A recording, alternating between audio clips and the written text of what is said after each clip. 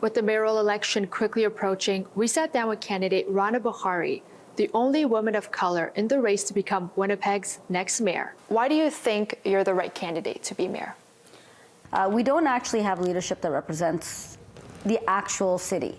So I think it's important for someone like myself to, step into the conversation, be included in the discourse, to show not only folks who look like me, but people of all walks of life that our voices deeply matter. Obviously, crime is a major topic in this election. Winnipeg is on track to surpass the record number of homicides this year. What are your plans on making Winnipeg a safer city? The only way to proceed in dealing with crime is 10% of the police budget needs to be reallocated to those social services. So let's lift people where they are. Let's meet them where they are. Let's get them off the street. Let's get them, off their, try to help them off their addiction in a compassionate way, in a dignified way. So you plan to make Winnipeg the best age-friendly city in Canada.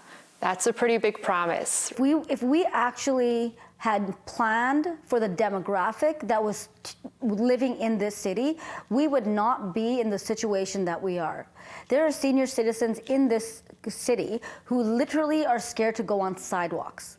In River Heights a few weeks ago, someone had literally fallen, tripped over an uneven sidewalk, bloody face and everything else. What are we telling seniors? Are we telling them that the work that they've done their whole life has so little value that we can't even provide them with safe sidewalks? So when we don't take care of seniors, we actually disrupt the entire systems of families.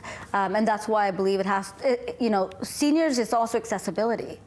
It's making sure that the city is as accessible as possible. It means that we also have housing for seniors. So if they can't find a space to be, families don't have a space for them to be, that we also are providing some space, options. Throughout your campaign, you've promised quite a few things, safe injection sites that we just talked about, and as well as the transit master plan, and obviously bringing down the barriers at Portage and Main.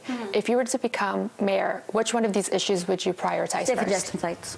Safe injection sites for me is that one piece of the puzzle, that it deals with poverty issues. It allows people to be in safe spaces, so there's a space where we can start to have services provided to people in those spaces. So if it's not going to be a physical, brick and mortar site immediately, it will be a mobile site.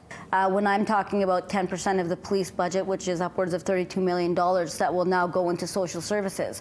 When I'm talking about platform fees to bring in more revenue into our city, when I'm talking about commuter fees, bringing more revenue into the city, bringing more revenue into the city without putting the burden on property owners, without increasing property tax within at least 2 years.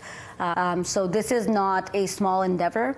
But what this one action will do is decrease crime. It will help us take care of the most vulnerable of our population.